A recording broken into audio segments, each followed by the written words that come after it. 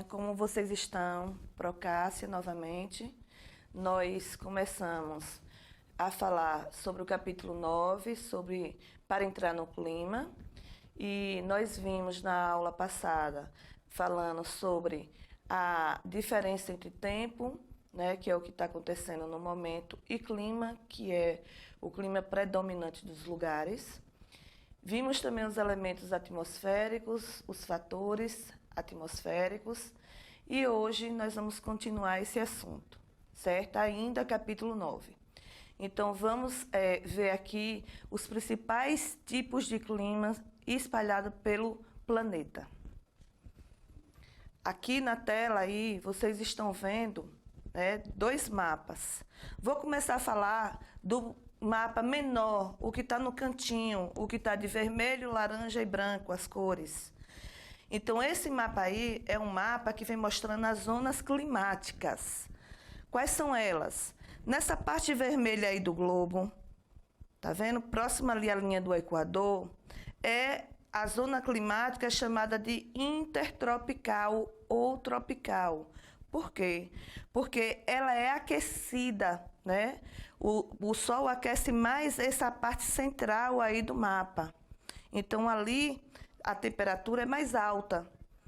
Só que a gente trabalhou na segunda unidade com as latitudes, que começando pela linha do Equador, 0 graus, vai até 90 graus lá no Polo Norte, e da linha do Equador, 0 graus, até 90 graus para o Polo Sul. Né? Então, quanto mais for aumentando as latitudes, mais frio vai ter, a temperatura vai baixar mais. Né? Então, aqui na parte do laranja, que está acima da linha do Equador, essa zona climática é chamada de zona temperada do norte, porque fica na parte norte do nosso globo terrestre. E acima dessa parte temperada do norte tem uma parte branca lá no Polo Norte, que é a zona polar, né? Que quase que não tem temperatura alta, e sim, as temperaturas são baixíssimas. Do mesmo jeito, da linha do Equador para baixo, para o que é chamado de hemisfério sul. Então, depois da linha do Equador para baixo, tem a zona temperada do sul, que está de laranja, representada de laranja. E depois da zona temperada do sul, vem também a zona polar, que fica aí na Antártida, certo? Então, tem muito aluno de pergunta, né? Por que temperada?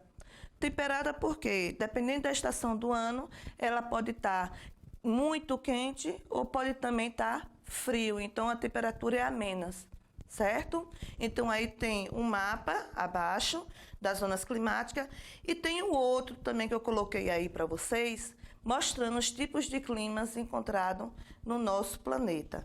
Então, cada cor dessa representada aí nesses países, nesses continentes todos aí, representados no globo terrestre, cada cor dessa representa um tipo de clima, que são eles, que a gente vai estudar as características de cada um. O clima equatorial, perceba ali, ó, no Brasil, onde tem o nome Manaus, a capital do Amazonas, né? O clima predominante dali é o quê? É equatorial. Por que esse clima é equatorial? A gente vai ver todas essas características de cada clima desse daqui a pouco. Então, nós temos o equatorial, temos o tropical, temos o subtropical, que já é um clima mais frio, temos o desértico, o semiárido, lembrando que a nossa região nordeste, nós somos nordestinos, né? Ela tem um clima semiárido, o clima é mais seco, também eu vou falar dele daqui a pouco. Temos o Mediterrâneo, clima temperado, clima frio, clima polar e frio de montanha. Agora nós vamos conhecer cada um desses climas. Então, domínio do clima equatorial e tropical. Onde é encontrado o clima equatorial? Por que esse nome? Quais são as características desse clima? Então, esse clima equatorial, ele ocorre em regiões próximas à linha do Equador, certo? E aos trópicos, respectivamente, viu, gente? Em áreas da África também é encontrado, na América Central também é encontrado, na América do Sul também e na Ásia.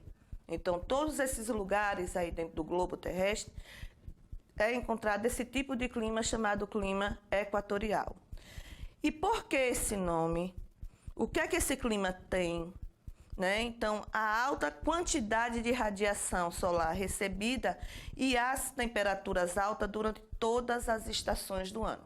Lembra que eu falei no mapa anterior das zonas climáticas, que eu disse que o Sol, né, aquece mais aquela faixa ali do centro, próximo da linha do Equador? Então, aqui, ó, a radiação solar nesses lugares faz com que as temperaturas fiquem alta, independe da estação do ano. É um lugar que faz mais calor, certo? Então, isso também ocorre, né, devido ao quê? A maior evaporação. Se é mais aquecido, consequentemente, vai se evaporar mais. E depois da evaporação acontece o quê? A precipitação. Então, esse lugar faz muito calor, evapora muito e chove constantemente, certo? Praticamente o ano todo. Já o clima tropical apresenta duas estações bem definidas: verão quente e chuvoso e inverno com temperatura amenas e seco. Climas temperado e subtropical. O clima temperado é característico das regiões situadas entre os trópicos e os círculos polares. Eu falei a vocês, né, o Trópico de Câncer, que pega aquela faixa ali climática, zona temperada do norte, e o Trópico de Capricórnio, que pega a zona temperada do sul. Né? Entre esses trópicos e a parte do Círculo Polar Antártico e Ártico, né? Antártico e Ártico, Ártico no Polo Norte e Antártico no Polo Sul, né? Que determina em alguns lugares esse tipo de clima, né? Onde as temperaturas podem chegar a menos 3 graus até 18 graus Celsius. O clima temperado ocorre em grande parte da Europa, certo? Mas ele também é encontrado na América do Norte e na América do Sul, na Ásia e na Austrália. Subtropical. Aqui no Brasil a gente tem esse clima subtropical. É um clima frio. Ele é encontrado no sul do Brasil, ali próximo ao Trópico de Capricórnio, certo? Onde abrange os estados do Paraná, de Santa Catarina, né? Então, assim, ele é encontrado também no Brasil. Mas só é no Brasil? Não. Né? Ele também pode ser encontrado na América do Norte, na América do Sul, que é no sul, partes da Ásia. Como é que apresenta esse tipo de clima? O que é que esse clima tem? Né? Chuvas bem distribuídas durante o ano e temperaturas anuais inferior a 18 graus Celsius. As estações do ano também são bem demarcadas, com verões quentes e inverno frio, e com geadas, né? De vez em quando a gente ouve na televisão, né, o jornalista lá mostrando, né, como está o clima de lá da região sul do Brasil. Tem época que tem neve, tem época que tem chuva de granizo, então tudo isso vai depender o quê? Da temperatura do lugar, certo? Então, tem gente até que diz assim, eu vou conhecer a Europa brasileira. Por quê? Porque no tempo da geada, da precipitação em neve, a região sul fica, a parte arquitetônica dela já parece estilo europeu, então dá a impressão que não está nem no Brasil. Por o Brasil ser considerado um país tropical, dá a impressão que não está nem no Brasil quando chega essa época do ano lá na região sul. Clima mediterrâneo é o outro clima, né? Esse tipo de clima, ele favorece muito ao cultivo das oliveiras, né? Quem não sabe, as oliveiras, ela traz para a gente, né, a azeitona. Muita gente gosta da azeitona, então as plantações de azeitonas, principalmente, começa a ser desenvolvida nesse tipo de clima, no clima mediterrâneo, né? Por quê? Porque esse clima, ele tem influência da maritimidade, pelos verões quentes e secos, e inverno com muita chuva, e a temperatura é amena. Então, é considerado um solo agradável e propício para a agricultura, principalmente, né, em alguns lugares do globo, para o cultivo das azeitonas. Ocorre principalmente no sul da Europa e no norte da África, mas pode ser encontrado também no sul do continente africano e na Austrália também. Clima frio, clima polar e frio de montanha, né? Tem gente que diz assim, clima frio, mas tem que saber, né, frio por quê? Que tipo de frio? O polar também é frio, né? A gente chama o polar de frio, mas existem denominações diferentes porque as características são diferentes. Então, o clima frio, ele é característico de regiões de alta latitude. Próximo ao Círculo Polar Ártico, abrange grande parte da Rússia e do Canadá, certo? Clima polar, ele é encontrado nas regiões polares e é caracterizado pelas baixas temperaturas ao longo do ano inteiro, certo? Então, é muito frio o ano inteiro. Ocorre aonde? Na Antártida e em regiões ao norte do Alasca, Canadá, Sibéria, Groenlândia e parte da Islândia. É encontrado esse clima polar. Clima frio de alta montanha pode ser encontrado em diferentes zonas climáticas, mesmo entre os trópicos. Esse tipo de clima é marcado pelas temperaturas baixas durante o ano todo e a presença de neve é constante. Em função do ar ficar rarefeito e das baixas temperaturas, a vida em regiões de clima frio e alta montanha se resume a poucas plantas, poucos animais e pessoas adaptadas a esses tipos de altitude. Então, por isso, lembrando da aula passada, por isso que quando a gente estava estudando os relevos como fator climático, a gente viu que no topo das montanhas geralmente é gelo, né? É branquinho. Geralmente nas imagens que a gente vê é que no topo da montanha é branquinho por causa da altitude, né? Que a montanha tem uma altitude grande. Então, quanto mais alto, mais vai ter o quê? O ar rarefeito. Vai ter dificuldade de respirar. Eu já falei a vocês na aula passada sobre isso. Clima semiárido e desértico. Então, o clima semiárido também, né, existe aqui no Brasil, ali na região Nordeste, a nossa região, é encontrado esse tipo de clima semiárido. Por quê? Porque registra altas temperaturas, chuvas escassas e baixa umidade do ar. As características do clima semiárido é esse.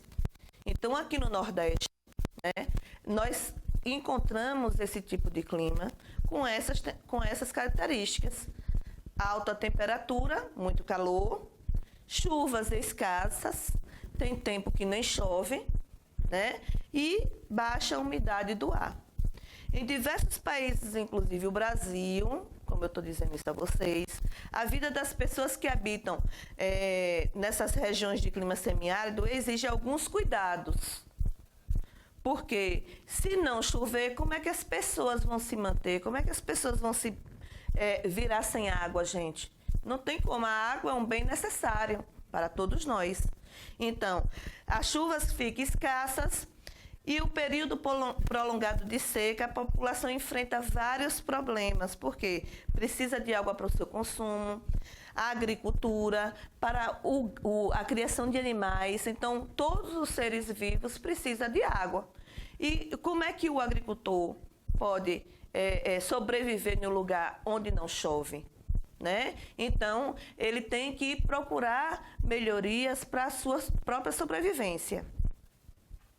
Então, uma das medidas adotadas para que minimize esse impacto da seca na vida da população e de todos os seres que dependem da água para a sua sobrevivência é a construção de cisternas. certo? Que trata-se de uma tecnologia simples e que consiste em um reservatório de água da chuva coletada por uma calha nos telhados da casa. Eu vou mostrar neste instante a vocês essa imagem. Mas eu estou falando aqui, ó, para a população, para a vida da população, tecnologias simples. Isso que eu vou mostrar a vocês, a cisterna, é uma tecnologia simples, mas a gente sabe que não só tem só isso. As pessoas que têm um dinheirinho a mais, elas furam os poços artesianos para poder ter aquela água subterrânea, né? Que também é, né, uma medida para minimizar impactos da seca, certo? Então, vamos ver aqui o que é uma cisterna. Aqui, tá vendo a casa simples? Aí a gente vê ali perto do telhado uma bica, como é chamado. E aí a água, quando chove, a água escoa por aquela bica, aí tem a calha ali, aquele cano do lado, onde a água é levada para esse reservatório, certo? Então ela fica armazenada aqui.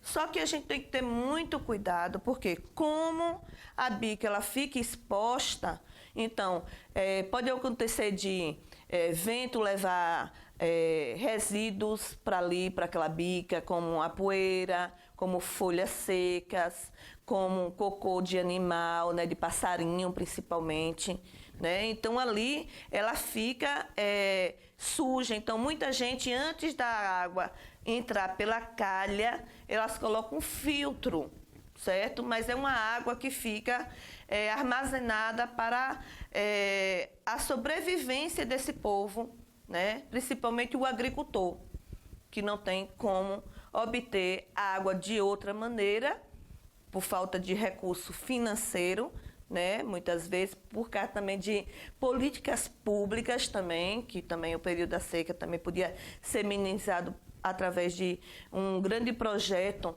como, por exemplo, quando vocês estiverem no 7º ano, vocês vão ver a transposição do Rio São Francisco. O projeto que foi feito dessa transposição levou água para lugares que quase que não tinha, que também passava dificuldade aqui no Nordeste quando não chovia. Então, vocês vão ver isso mais na frente, ok? Agora, nós vamos conhecer o clima desértico, que as chuvas são praticamente ausentes e baixa umidade do ar. Contribui para a formação dos desertos, que podem ser quentes, como o deserto do Saara, na África, e pode também ser desertos frios, como o deserto do Atacama, no Chile, certo? Então, tem gente que diz assim, não sabia que tinha deserto quente e deserto frio, né? Nós temos deserto quente e deserto frio, vai depender da umidade do ar. Então, tem o quente, que é o deserto do Saara, que fica na África, e tem o frio, que fica no Atacama, no Chile. Então, nesse clima, a amplitude térmica diária é grande e a vida das plantas, dos animais e das pessoas deve ser adaptada às condições extremas, certo? Então, existe toda a adaptação de quem sobrevive num lugar desse. Aí eu vou começar a mostrar a vocês onde são encontrados esses tipos de clima e falar as características, os lugares onde são encontrados. Como eu disse antes, o clima equatorial, perceba aí por essa imagem que está aí na tela de vocês. Toda essa parte verde que está aí no mapa, né, é encontrado o clima equatorial. Ó, o que eu falei ali no Brasil, próximo da linha do Equador, né? Ali na região norte do Brasil, o clima predominante é o equatorial. É encontrado também na África e é encontrado também aqui na Ásia, né? Todos esses trechos aqui que estão de destaque no mapa, é encontrado esse tipo de clima chamado clima equatorial. Aí eu estou mostrando a vocês uma floresta equatorial.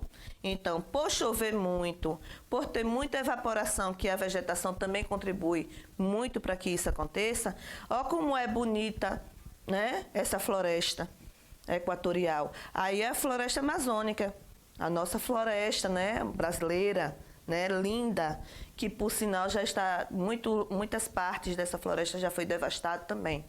Então, por isso que a gente tem que fazer aquele trabalho de formiguinha, como eu digo a vocês, vamos fazer nossa parte para preservar o nosso meio ambiente. Aí nós vamos ver agora o clima tropical, tá vendo aí no litoral, esse clima aí onde tem essa exuberância toda aí, né, com esse mar lindo, o que predomina é o clima tropical. Clima temperado, a gente já percebe a mudança, o aspecto, a vegetação, né? Porque um clima, a vegetação depende muito do clima do lugar, vocês sabem disso.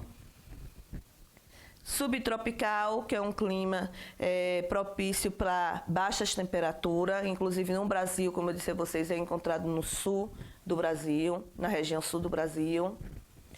Clima mediterrâneo, né, onde é propício para a agricultura, para a plantação de azeitonas, né, oliveiras. Clima frio, perceba que o solo está um pouco esbranquiçado. Por quê? Porque aí é gelo, a temperatura é fria, então quase que não tem vegetação, né? Quando é encontrado, a vegetação passa uma da outra, né? É distante uma da outra, por isso que a vegetação é dessa forma. Clima polar, né? Muito mais frio do que o clima frio.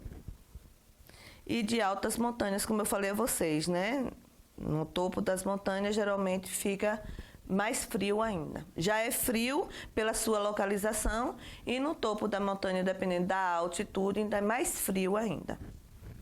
Aí eu coloquei também aí a imagem para vocês de um clima semiárido, onde não tem quase nenhuma folhagem, as plantas são mais com espinhos, no caso do mandacaru, né, da palma que o agricultor planta por um período da ela alimenta o gado, porque a palma ela é uma planta xerófila que ela não possui folhagem, mas ela tem espinho, então o agricultor tira aquele espinho grande, passa para moer junto com ração no período da seca e dá para o gado. Por quê? Essa planta também, ela armazena água, é uma planta suculenta, como é chamada. Então, ela, além de abastecer, saciar a fome do animal, ela também é bom para o consumo dela, porque ela também está matando a sede, certo? Do animal também. Então, é uma planta chamada planta suculenta. Clima desértico, a gente percebe que quase não tem vegetação, certo? Então, aqui eu vou mostrar também para vocês as médias de precipitação e temperatura de uma região ao longo de um ano, indicadas em um tipo de gráfico chamado climograma, certo, gente? Então, para a gente estudar o clima durante o ano todo, é através de um gráfico. Então, esse gráfico é chamado de climograma, onde vem mostrando as temperaturas durante o ano todo, de janeiro a dezembro, e a quantidade de água, né, de precipitação. No caso de água da chuva, precipitação, quantos milímetros choveu em cada mês. Então, esse gráfico que estuda a temperatura e a precipitação dos lugares é chamado de climograma. Essa representação alia dois elementos. Eu vou mostrar neste instante para vocês. As colunas mostram a quantidade de chuva, mês a mês, que é indicada em milímetros, que é representado por mm. Já a linha indica as temperaturas médias anuais, no caso vai estar mostrando no gráfico mensalmente, em graus Celsius, certo? Então vamos ver como é um climograma. Aqui está o climograma de Manaus, vocês sabem que Manaus é capital do Amazonas. Então, perceba aí, as colunas que estão de azul, que vai de janeiro, embaixo do climograma tem os meses, que vai de janeiro até dezembro. Então, de janeiro até dezembro, todas essas colunas aí que estão representadas pela cor azul, é a quantidade de precipitação, ou seja, quantos milímetros choveu em cada mês. Do lado tem 0, 50, 100, 150, 200 e assim por diante, para saber quantos milímetros choveu em cada mês. E do outro lado está a temperatura, 25, 25,5, 26. Aí esse gráfico aí está mostrando até 28 graus Celsius. E ele é representado por esse risquinho vermelho que está passando aí no gráfico, né? No caso, no climograma, que é representado por essa linha vermelha aí. Então, se a linha está mais baixa, perceba, né? Que no mês de janeiro, a temperatura em graus Celsius estava em 26 graus. Lembrando que Manaus é uma região que faz... É uma capital do Amazonas que faz muito calor. Então, em janeiro, tá vendo? A temperatura está mais baixa de todo o ano. Então, está equivalente ao quê? 26 graus. Já no mês de outubro, setembro, novembro, né, por aí, perceba o tanto que a temperatura aumentou. Chegou até 27,5 graus Celsius, certo? Então, a temperatura desse lugar, lá na região norte, próxima à linha do Equador, é muito alta. Por isso que evapora mais e chove praticamente o ano todo. As zonas climáticas, como eu expliquei a vocês, antes de começar a falar sobre os tipos de clima encontrado no planeta, né, no nosso planeta, mas eu vou revisar para vocês fixar mais ainda sobre esse conteúdo. Então, as zonas climáticas da superfície da Terra podem ser divididas em zona polar, temperada do norte, temperada do sul e intertropical ou tropical, certo? Na zona intertropical, os raios solares atingem a Terra mais diretamente, como eu disse a vocês que nesse lugar ali, próxima à linha do Equador, ela é mais aquecida, né, pelos raios solares. É a maior na região equatorial, né? Que fica no meio entre os trópicos, o trópico de Câncer, que fica acima da linha do Equador, e o trópico de Capricórnio, que fica abaixo da linha do Equador, e vai reduzindo à medida que se aproxima dos polos. Então, a temperatura vai reduzindo. É por isso que, próxima à linha do Equador, a temperatura é muito elevada, gente, e próximo aos polos, a temperatura é muito baixa. Como eu mostrei vocês antes, eu vou mostrar novamente. Então, aí está sul, leste e oeste. Tem aí as zonas climáticas. Nessa parte vermelha aí do mapa de vocês é a intertropical. Nas partes laranja, temperada, onde acima da linha do Equador é temperado norte. Abaixo da linha do Equador, temperada do sul. E nessa parte que está aí de azul no globo, né? Você percebe que tem o quê? O Oceano Glacial Ártico, que é a zona polar ártica, e embaixo, né, nós temos o Oceano Glacial Antártico, que é a zona polar Antártida. Então, ameaça à atmosfera. O que é que vem ameaçando a atmosfera? O que é que está acontecendo nessa camada que nos protege, né? Então, na natureza, tudo está relacionado, né? A vegetação, para ser tipicamente daquela maneira, vai depender do clima, vai depender do solo, vai depender do relevo, né? Vai depender da interferência humana, né? Que isso também tem muito a ver, né? Inclusive com essa ameaça da atmosfera, que a gente vai ver agora. Então, assim como a água, o relevo, o solo, a vegetação, a atmosfera é fundamental para a vida. Alterar ou danificar essa camada que envolve a Terra traz consequências para a hidrografia, né? Para o solo, para a vegetação e para a qualidade de vida de todos os seres, não só humanos, como também os animais e os vegetais, né? Então, a gente precisa, né, preservar a nossa natureza, preservar todo esse meio onde a gente é inserido. Então, a emissão de gases poluentes, sobretudo em das queimadas e do uso de combustíveis, são problemas que ameaçam a qualidade do ar e da atmosfera, além de trazer alterações para o clima, né? Então, essas alterações impactam todos os ambientes, interferindo na vida dos seres humanos. Vamos ver aqui. causa, né? O que é que está acontecendo com essa atmosfera? Então, está acontecendo o quê? Um aumento do efeito de estufa. Nosso planeta está mais aquecido, né? Por isso que a gente chama aquecimento global. Então, aumento do efeito estufa e aquecimento global. Entre os gases existentes na atmosfera terrestre, alguns têm a importante função de permitir a entrada de luz e calor do Sol. Ao mesmo tempo em que retém parte desse calor na superfície, mantendo-a aquecida, por exemplo, o dióxido de carbono, o metano. Graças a esses gases, a temperatura na Terra fica adequada ao desenvolvimento e à manutenção da vida. É o chamado de efeito estufa, que ocorre naturalmente.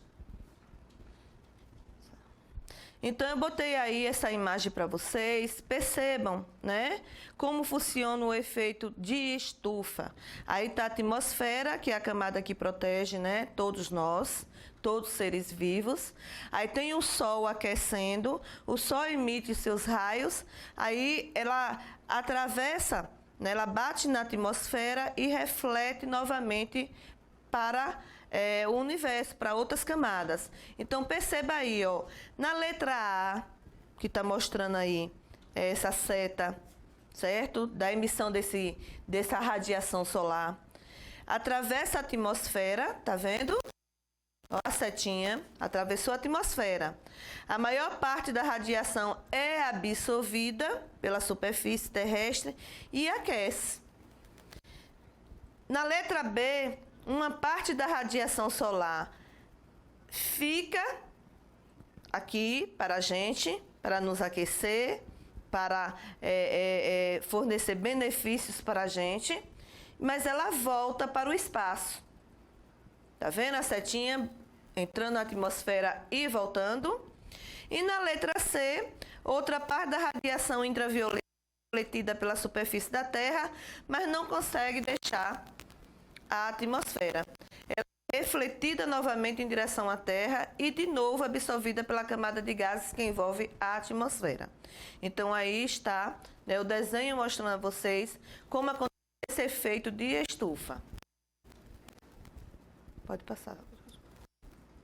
Então aqui, fenômenos naturais, como o vulcanismo, que a gente viu lá na segunda unidade, né, interfere sim no efeito estufa.